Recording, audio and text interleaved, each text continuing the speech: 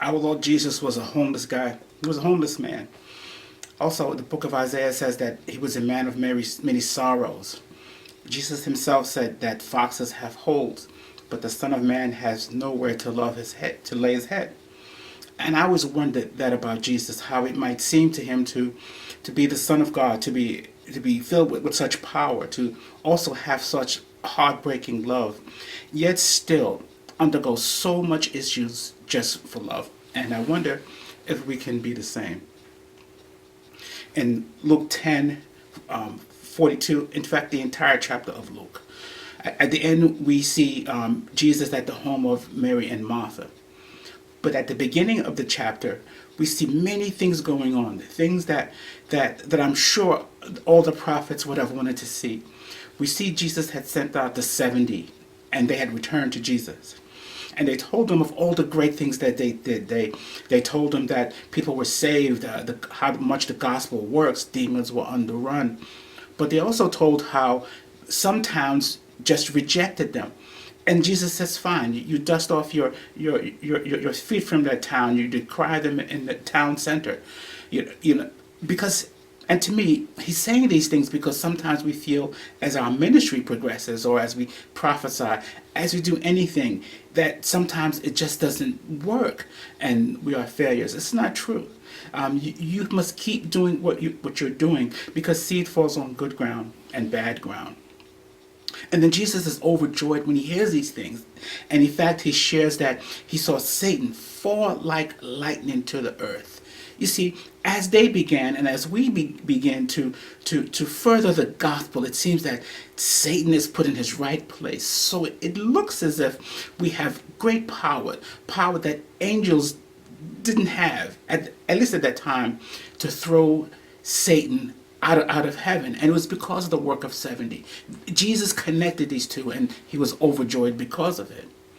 And then while Jesus is going on and he's gushing about these great things, a Pharisee, a person who worshiped rules, who worshiped the way things ought to be, addressed Jesus. And because he didn't like the way they were going out and talking to heathens, and he just told Jesus,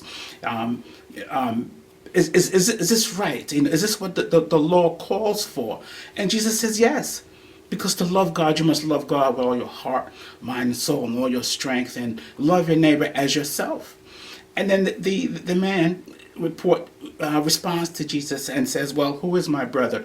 And Jesus gives him the example of the Good Samaritan, who was neglected by holy people, by the priest, by the Levite, but a man that was despised by holy people was the man who acted in a brotherly manner and in a manner in which fit the great commandment.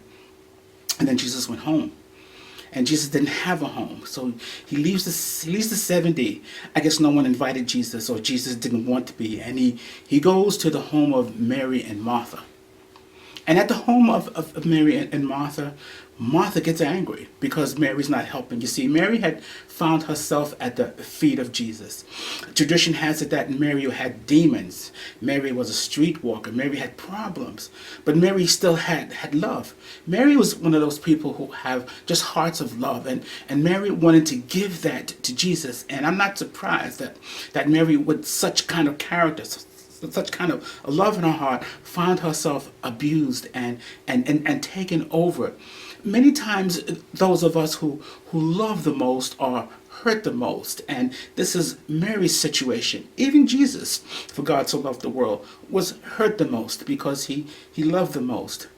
And Martha was the type of Christian who most of us are, me included, who want to do great things, who want Jesus to see us, to acknowledge us, to see the good works that we're doing because of pride, and we want to be acknowledged. But Mary didn't care about anything like that. You see, Mary was not looking to be acknowledged. Mary was looking to love. And some people are made like that. I'm reminded of Ruth. And Ruth was to gain nothing from following Naomi, but she had love. And I'm also even reminded of the angels in heaven. The angels have free will. Some of them rebelled and fought God. They have free will also.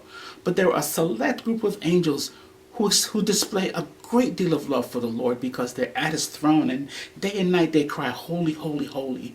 And Mary was such a one. Mary didn't care about building temples or making food or making it look good for the Lord. Mary just wanted to love the Lord. And those who want to love the Lord like Mary, like I said, do find ourselves in great trouble, in great travail. But so did Jesus. And when you are a person like Mary, or even when you need the Lord the most and you're ready to love him, it's okay to find yourself at his feet. It's to be expected that people are not going to like it. When you really chase after the Lord, you're going to face conflict. You're going to face difficulty. But be like Mary. She was satisfied to be at his feet. And throughout of all Jesus' life, the Bible doesn't detail much of love that he had. He just didn't. And there was one person, though, and that person was Mary, who anointed him with ointment and washed his feet with her tears and dried them with her hair. You see, it's not all about often building things or doing things for the Lord. Sometimes it's just loving the Lord. Sometimes it's just about listening. Like Isaiah's greatest moment was not killing prophets, but listening. And Mary was happy just to listen. And Mary was the first person who saw Jesus rise. And this is what we want.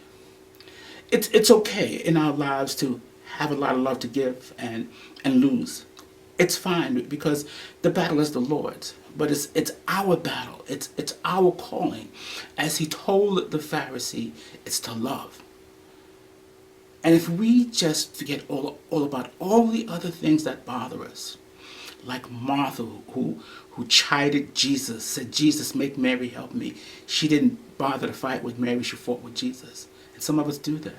But if we ever get to the point where we admit that we need this and we're ready to give this, doors open.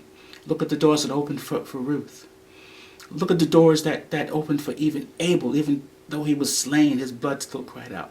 Unstoppableness. Those angels who cry out every day, these are the ones who see God. Those who hunger and thirst after righteousness. And if today things don't look like they are the way you want them to be, and if you have loved and your heart is broken, or if you have a lot of love to give, or even if your efforts to show your love to the Lord are not satisfactory, perhaps you just need to sit at his feet and listen. Perhaps you just need to really get a feel and a sense for his holiness. Perhaps you ought to get what David really meant when he says, my cup runneth over, because surely Mary's did too. There's a lot of love in this world. And that love comes from God in the first place. And when we experience such a love, nothing else matters. And we need to be in a place and of a mindset where nothing else matters.